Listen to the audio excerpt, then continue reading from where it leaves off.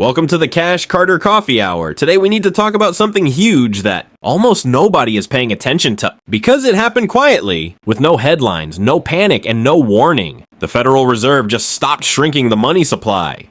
And that means the next chapter could be the return of something that affects every dollar you earn, every price you pay, and every investment you make, money printing. For the last 3 years, the Fed has been doing the opposite of printing money.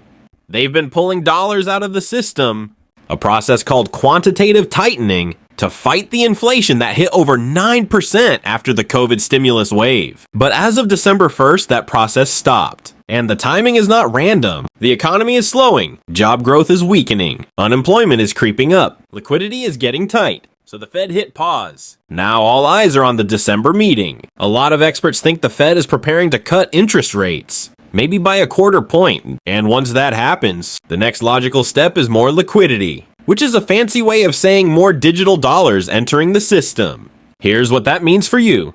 Prices on essentials, groceries, rent, gas won't come down fast. Inflation doesn't reverse overnight. Credit card interest rates will stay painfully high because banks love those margins.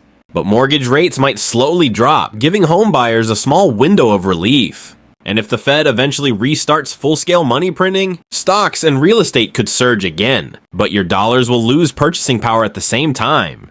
So what do you actually do in a moment like this? You build cash reserves, you avoid debt that doesn't appreciate, and you own assets that pay you back. Rental income, dividend stocks, businesses, anything that produces cash flow even when the Fed plays musical chairs with interest rates. And most importantly, don't try to time the Fed. Don't try to predict the exact meeting where something happens.